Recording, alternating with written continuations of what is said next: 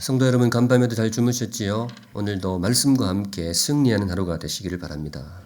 오늘의 말씀은 마태복음 26장 47절부터 56절 말씀, 제목이 말씀을 이루시는 주님입니다. 말씀을 이루시는 주님. 오늘은 조금 특별한 주제의 말씀인데요. 말씀에 대한 주님의 태도를 묵상하려고 합니다. 보통 이제 말씀에 대한 우리의 태도를 많이 묵상하잖아요. 그런데 오늘은 말씀에 대한 주님의 태도. 평소에 주님은 말씀을 중요성을 많이 강조하셨죠. 말씀이 중요하다. 그런데 정작 본인은 어떻게 하셨을까? 주님 자신은 말씀을 어떤 태도로 대하실까? 좀 궁금하잖아요. 학생이 선생님의 뒷모습이 궁금한 것처럼. 어땠을까요? 주님은 말씀을 어떻게 여기셨을까? 간단히 말하면 이겁니다. 목에 칼이 들어와도 말씀대로 산다. 표현이 조금 강하지만은 주님의 모습이 그래요. 목에 칼이 들어와도 말씀대로 산다. 우리 주님 참 귀하신 분입니다. 들어 가르치는 것 따로 실천 따로 그런 사람도 들어있는데 우리 예수님은 그런 분 아니십니다. 가르치신 그대로 사신 분입니다. 말씀대로 행하셨고 말씀대로 사셨고 심지어 목에 칼이 들어와도 말씀대로 산다. 오늘 본문에서 그 모습을 엿볼 수가 있는데요. 오늘 본문에는 주님께 두 번의 기회가 주어집니다. 십자가를 피할 수 있는 기회가 두 번이나 주어져요. 가룟 유다가 배신의 입맞춤을 할 때 한 번 주어지고요. 그리고 베드로가 칼을 들었을 때 이 군사들이 예수님을 잡으려고 찾아왔단 말이죠. 근데 그때 예수님이 이걸 피할 수 있는 기회가 두 번이 있었어요. 먼저는 가룟 유다의 입맞춤인데요. 군사들이 예수님을 잡으러 왔는데 예수님이 얼굴을 모르는 거예요. 요즘처럼 방송이 있었던 것도 아니고. 그러니까 잡을 수가 없어요. 근데 가룟 유다가 군사들하고 작전을 짜기를 내가 인사하는 척 하면서 예수님께 입을 맞출 테니까 그분이 예수님이다. 잡아가시오. 이렇게 한 거예요. 근데 사실은 예수님이 이걸 다 알고 계셨거든요. 그러니까 가룟 유다를 피해버리면 사실 십자가를 피할 수가 있었어요. 그런데 주님이 피하시지 않습니다. 오히려 그 기회를 스스로 걷어차버리고 가룟 유다와 입을 맞추어 주십니다. 그리고 또 한 번 피할 수 있는 기회가 있었는데요. 베드로가 칼을 듭니다. 가룟 유다의 입맞춤을 신호로 군인들이 이제 주님께 달려들어서 주님을 잡는 거예요. 이때 베드로가 좀 의협심이 있었던지 칼을 휘두르요. 주님을 지켜내기 위해서. 얼마나 강하게 휘둘렀던지 그 옆에 있던 군사인지 종 한 사람이 귀가 잘려서 날아갔어요. 나름 용기가 있었던 것 같아요. 근데 그때 주님이 베드로를 만류하십니다. 베드로야, 칼을 거두어라. 사실 분위기로 봐서 베드로의 칼을 방패 삼아서 주님이 도망칠 수도 있었거든요. 십자가를 피할 수도 있었단 말이죠. 그런데 그 기회를 스스로 걷어차 버리십니다. 주님이 왜 이렇게 하셨을까요? 겟세마네 동산에서 그렇게 두려워하던 십자가, 그 십자가를 피할 수 있는 기회가 한 번도 아니고 두 번이나 찾아왔는데 왜 그렇게 하지 않으셨을까? 이유가 54절에 나오는데 제가 좀 둘러봤습니다만 이 구절을 읽고 싶어서 둘러봤습니다. 54절에 이런 말씀이 나옵니다. 내가 만일 그렇게 하면 이런 일이 있으리라 한 성경이 어떻게 이루어지겠느냐 하시더라. 이 주님께서 왜 피하지 않으셨느냐?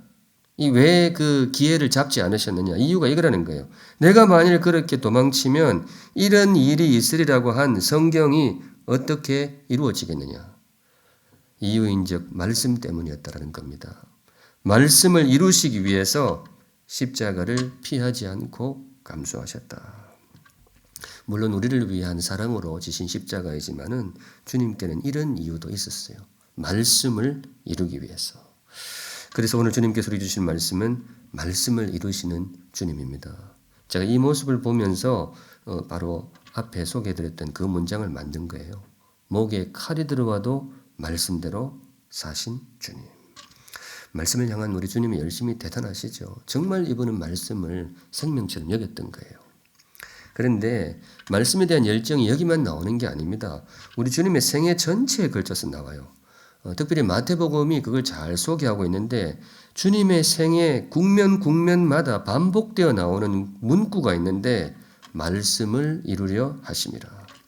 사실 출생 순간부터 그랬는데요. 마리아가 주님을 낳고 이름을 예수라고 지었는데 그때 나오는 구절이 이 모든 일이 된 것은 주께서 선지자로 하신 말씀을 이루려 하심이라.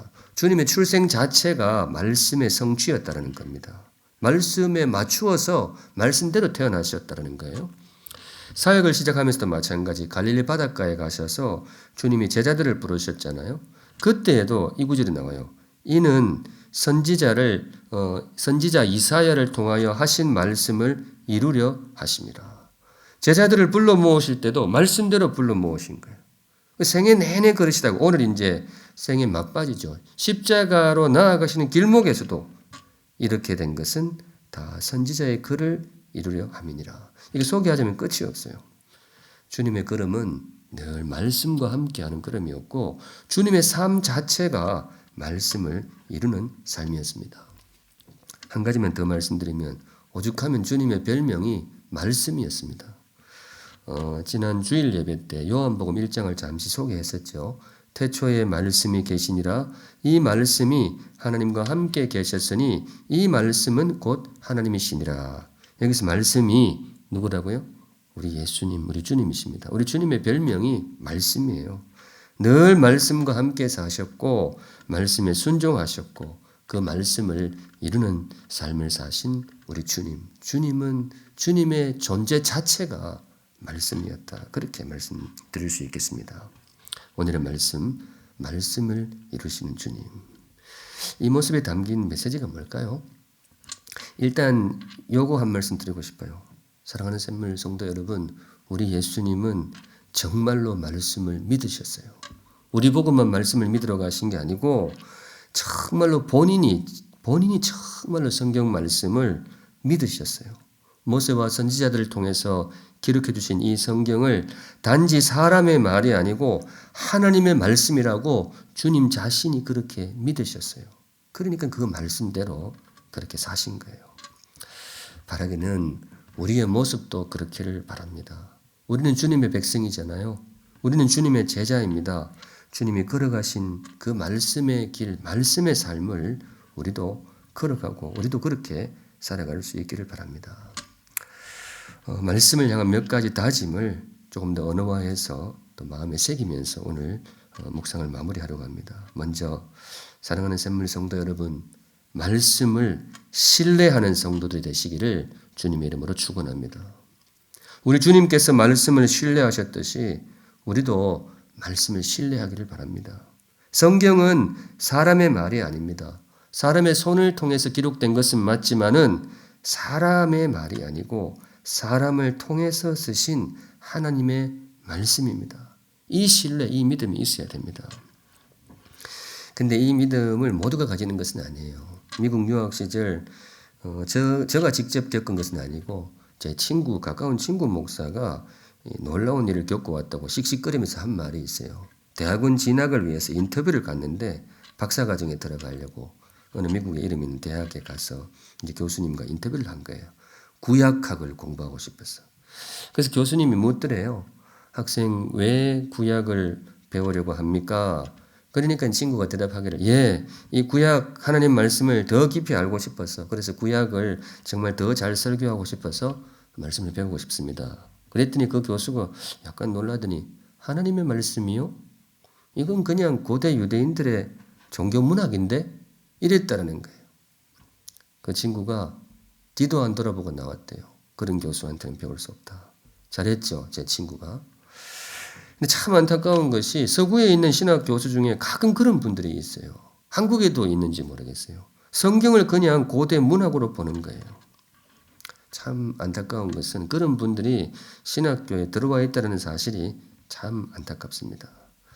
주님은 그러시지 않았습니다. 일부 몰지각한 신학 교수들은 성경을 문학으로 보는지 몰라도 우리 예수님은 그렇게 하지 않으셨어요. 성경을 하나님의 말씀, 생명의 말씀으로 신뢰하셨습니다. 저와 여러분도 그러하기를 바랍니다. 두 번째, 사랑하는 샘물 성도 여러분, 너무나 익숙한 단어인데요. 우리도 주님처럼 말씀에 순종하는 사람이 되기를 바랍니다. 주님은 목숨 걸고 순종하셨어요. 목에 칼이 들어와도 그 길이 십자가의 길이어도 말씀대로 순종하셨어요. 말씀이 가리키는 길이면 그 길이 아무리 험해도 그 길로 순종하여 걸어가셨습니다. 바라기는 우리도 그랬으면 좋겠습니다. 우리가 주님처럼 할 수는 없지만은 그래도 말씀을 위해서 작은 소원에 감당할 수 있기를 바랍니다. 조금 불편한 점이 있어도 말씀이 지시하는 길이면 믿음으로 순종할 수 있기를 바랍니다. 그게 성도의 길이고 그게 믿음의 길이 아니겠어요? 물론 쉽지는 않을 겁니다. 마음에 다지는 의미에서 제가 이런 문구를 만들어 보았는데요. 말씀보다 더 나은 길은 위선이다. 말씀보다 더 빠른 길은 거짓이다. 말씀보다 더 깊은 길은 사입이다. 급하게 만들다 보니 조금 멍청한데 제가 하고 싶은 말은 말씀대로 순종하자라는 겁니다. 조금 불편이 되더라도 목에 칼이 들어와도 말씀대로 사신 우리 주님의 길을 저와 여러분도 걸어갈 수 있기를 바랍니다. 마지막으로 사랑하는 샘물 성도 여러분, 이 말씀 드리고 싶습니다. 우리 말씀을 사모하는 성도들이 되시기를 주님의 이름으로 축원합니다. 말씀을 사모하는 이 근자의 말씀 공부에 대한 소중함, 그게 많이 떠올라요. 정말 말씀을 사모하고 열심히 배워야 되겠다. 요즘 이단들의 기세를 보면서 목사로서 참 반성이 많이 돼요. 정말 열심히 성도들에게 말씀을 가르쳐야 되겠다. 저도 열심을 내겠습니다. 여러분들의 열심도 기대합니다. 사실 우리 샘물 성도들은 말씀에 대한 열의가 많죠. 제가 그걸 많이 느낍니다. 저만 잘하면 되겠다 그런 생각이 듭니다. 여하튼 우리 앞으로 정말로 말씀을 사모하고 말씀을 열심히 읽고 배우는 그런 성도가 되시면 좋겠습니다.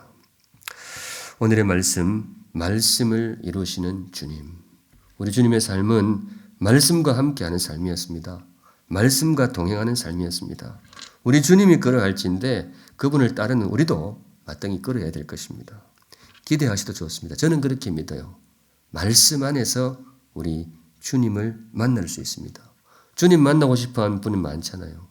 근데 주님과의 만남이 저기 어디 산에 가서 구름 속의 신비체험 이런 거 아니에요. 주님을 만나는 제일 기본 방식은 말씀입니다. 저도 부족하지만은 말씀을 통해서 주님을 만났습니다. 그렇게 말씀드릴 수가 있습니다. 말씀을 사모하고 말씀을 신뢰하고 그래서 말씀 속에서 주님도 만나고 주님과 함께 순종의 삶을 걸어가는 귀한 우리 샘물 성도들이 되시기를 주님의 이름으로 축원합니다. 오늘도 함께 기도로 시작하면 좋겠는데요. 공동기도문으로 함께 기도하시고 오늘은 어제처럼 다짐의 기도로 시작하시면 좋겠습니다. 주님, 말씀을 사랑하신 주님처럼 나도 말씀을 사랑하고 말씀을 실천하는 말씀의 사람이 되게 하옵소서. 이 기도와 함께 오늘도 승리하는 하루가 되시기를 바랍니다. 성도 여러분, 오늘 하루도 건강하시기 바랍니다. 주여, 우리를 긍휼히 여겨 주소서. 온 나라 온 백성이 두려움과 근심에 쌓여 있습니다. 주의 자비를 베푸셔서 질병에서 우리를 보호하시고 속히 이 두려운 어둠에서 벗어나게 하소서. 삶의 모든 영역이 위축되고 백성의 삶은 더욱 어려워집니다. 눈에 보이지 않는 전염병 앞에 인간의 연약함을 뼈저리게 깨닫습니다. 이 땅의 교만과 횡행하는 음란과 탐욕의 죄를 용서하시고 교회답지 못하고 성도답지 못했던 우리의 허물을 용서하소서. 방역 당국과 의료진에게 힘과 지혜를 더하셔서 질병의 기세가 꺾이고 확진자들이 건강을 되찾게 하옵소서. 온 국민이 하나가 되어 이 위기를 극복하게 하옵소서. 가족을 잃고 장례도 제대로 치르지 못하는 유족의 아픔을 위로하소서. 평범해 보이던 일상이 결코 평범하지 않았음을 깨닫습니다. 무심하게 지나왔던 일상이 감사의 제목이 되게 하소서. 어려운 때일수록 참된 예배자로 서게 하소서. 모이지 못하는 섭섭함이 불평이나 원망이 아니라 예배를 더욱 사모하는 뜨거움이 되게 하소서. 힘겨운 시기에 성도의 성숙함을 더욱 드러내게 하시고 섭리 가운데 드러나는 악한 세력이 결정적으로 무너지게 하소서. 그간 어둠에 쌓여 있던 영혼들이 주께로 돌아오게 하시고 교회는 그들을 주님께로 인도할 성숙한 울타리가 되게 하소서. 평탄할 때에도 힘겨울 때에도 우리가 주의 손안에 있음을 믿습니다. 우리를 불쌍히 여겨 주소서. 우리에게 긍휼을 베풀어 주소서. 자비로우신 예수님의 이름으로 기도합니다. 아멘.